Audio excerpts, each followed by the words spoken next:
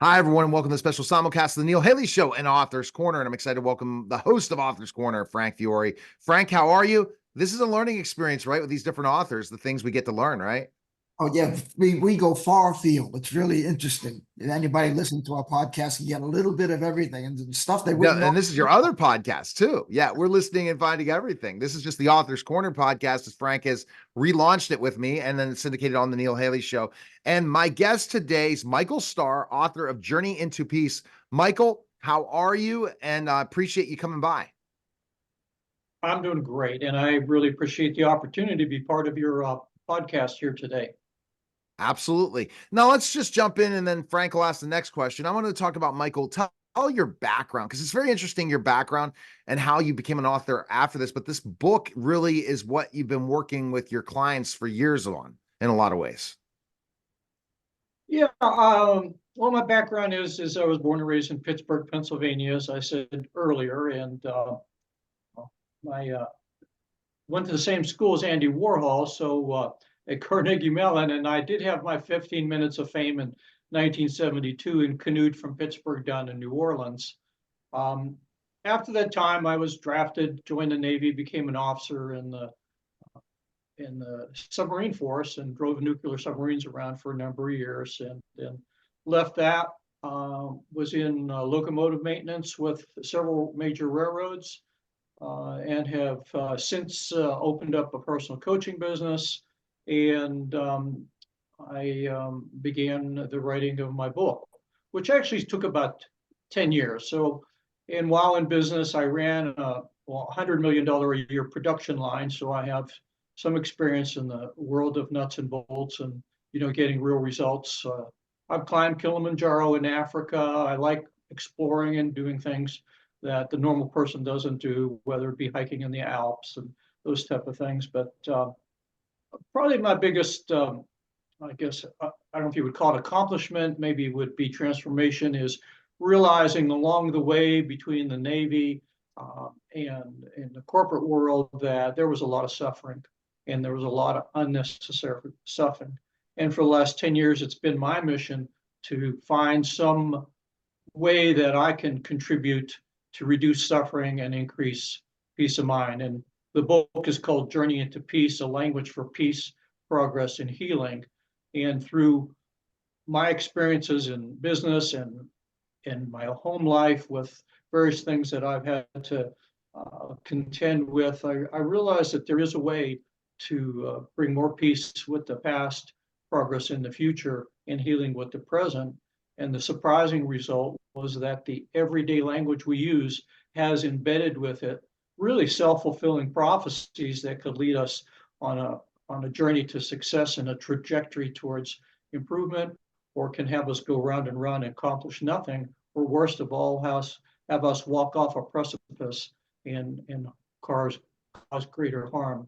And I would say particularly what I've seen in the last decade is there's just a tremendous amount of suffering and division in our country that is unnecessary, and it's really being fanned on by tyrannical speech, weaponized language, and that this is my contribution as an antidote to begin the healing in our country when we're at probably one of the worst periods that I've seen in my 73 years of divisiveness and just the demonization of people who think differently than we do.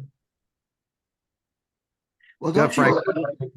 don't you believe that the different people think differently? I mean, look at what's going on in this country. Look at what's going on in the world. It's almost like it's impossible to talk to someone that's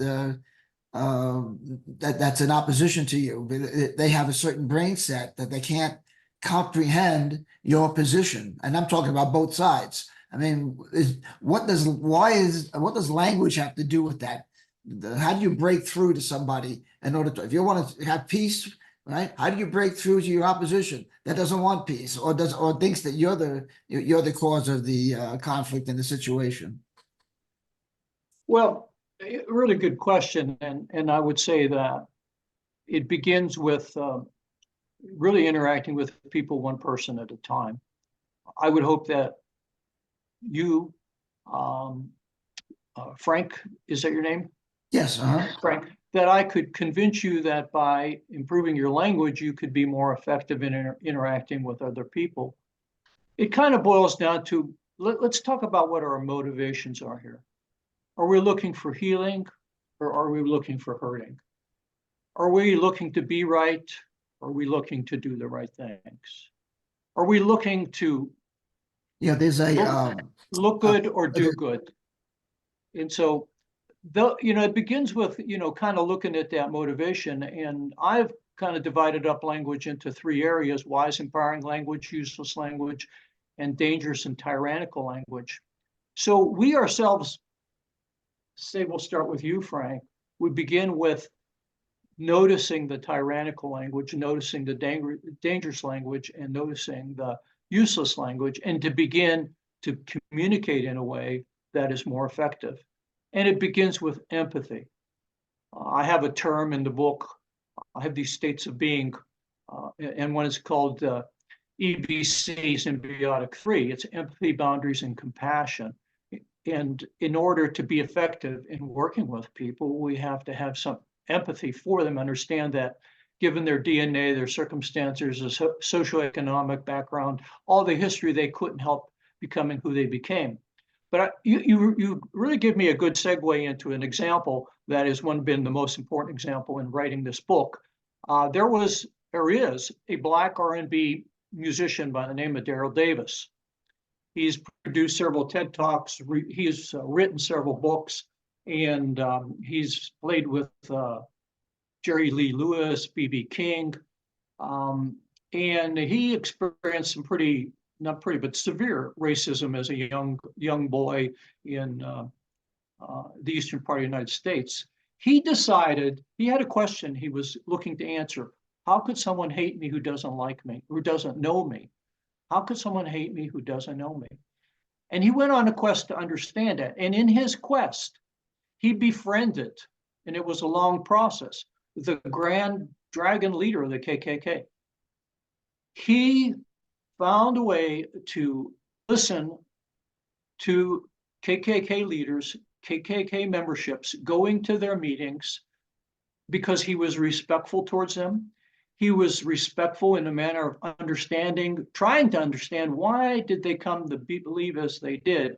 And as a result of his, I guess, respect, I guess as a result of his desire to avoid conflict and seek understanding, he talked, I think, dozens of KKK members got them to disavow the Klan. If Daryl Davis could get a KKK member to disavow being a member of the Ku Klux Klan, there's a lot of opportunity for us. But it begins with empathy. We've got to have an understanding.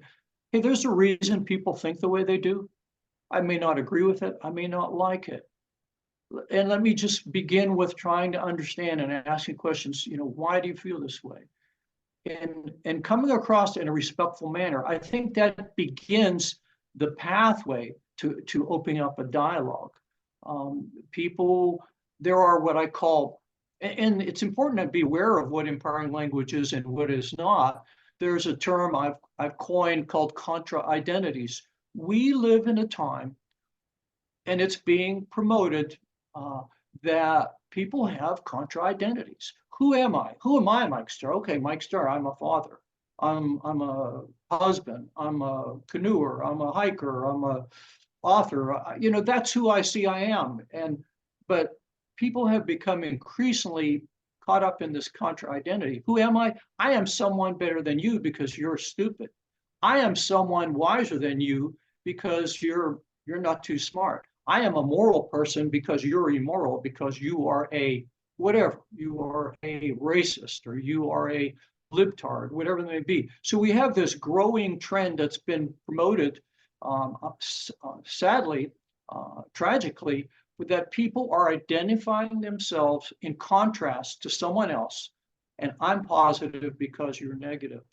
And so I guess to answer your question, be aware of what wise empowering language is. Study the book. There's a lot of good stuff in here. I got a chapter on what is effective listening. I've got a chapter in here on healthy relationships enhance, and understanding and seeking to understand why people are the way they are and treating them in a respectful, kind manner. Now, there'll be those who will kind of close the door before you go in, and I guess with those you just walk on by. But I mean, Daryl Davis engaged Ku Klux Klan members, and he was effective in getting them to see another viewpoint. But again, began with him being respectful towards them, seeking to understand why are they the way they are. You know, we may look at somebody and say, well, that's not logical. I can't believe that, someone would think that way. But maybe the wiser approach is, I wonder why. What would cause them to look at things the way they did and have that empathy for them and compassion? I think that begins to open the door up for effective communications and dialogue. Yeah, interesting. Definitely. And I definitely think that in a lot of ways. So who are the people that you think are best to read your book? Like who are you are the ideal people that can learn from you? Thanks for asking. I think the ideal people are, first of all, people who are looking for a better way. People who are looking to reduce their suffering. People who are looking to heal. If you're a person that says, hey, I would like to have heal, I'm not interested in hurting other people. I'm looking to do the right thing and not being right. I'm looking at doing good rather than looking good. That is the beginning of it. I would say the ideal audiences to the large degree would be therapists, counselors, ministers, leaders in the community. It's not an easy read. This is not a book you pick up and say, I couldn't put it down. It's not. It really gets into the whole background of language and to some degree how it was formed and what is language. It's a means to how we think and how we communicate with one another. But it does begin with someone who has an open mind and says, I have not reached the absolute truth about reality. I'm willing to look at another perspective. And I have a term in here called LEAR, the legitimate, empowering, alternate realities. And being open to the fact that my current reality, there may be a wiser reality that's more empowering. So if you're looking to reduce your suffering, if you're looking to heal and help others, particularly leaders like therapists, religious leaders, counselors, parents, there's a real great roadmap in here in terms of trajectories you could take to not only help others, but it begins with ourselves. In my business, I occasionally do counseling with couples, and my experience is the greatest issue that stands in the way of effective relationships is people are not happy within themselves. Somebody in that relationship is not happy within themselves. This is a way of learning to understand how to have compassion for yourself, how to get past feeling bad about things in the past, and heal yourself. Because if you're distracted, if you're unhappy with things, if you're angry, it's like the old saying, if you're laying down, how can you pick anybody up? How can you lift somebody up?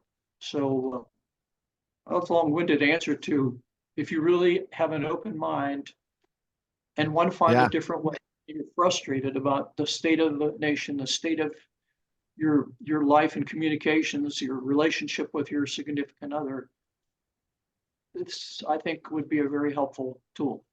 And Michael, it's important. The words we say really mean something in a way that's going to lead somebody to either being happy, sad, or angry. It's what we say in communication verbally, the way we say it in front of people, via Zoom or on the phone, and also emailing, texting. That we have to understand that words really are meaningful for people, and they can hurt or help. Absolutely. And sometimes it's the simplest words. Like I have a whole chapter on the poison of stupid and how stupid is such a tyrannical word. I begin the book in an introduction about my little rescue dog, Rippy, who's a Chihuahua. And when we first got him, I turned to my wife. I says, honey, this is the most unfriendly dog we've ever had. And my wife said, just be patient. Well, patience is a useless word, and I explain in the book why that doesn't take you anywhere. It's like forgiveness. Those are not doable verbs. And the unfriendly word is a toxic word. And I thought about it and thought about it and says, hey, different perspective. Rippy, who is a rescue dog, is anxious, he's fearful, and maybe baked into his DNA is this fearfulness, etc. Well, when I see him as fearful, anxious, and scared, it empowers me to be kinder towards him. But when I use what I call binary thinking and say he's unfriendly, we've kind of shut the door. He's unfriendly. That's it. It's done and over with.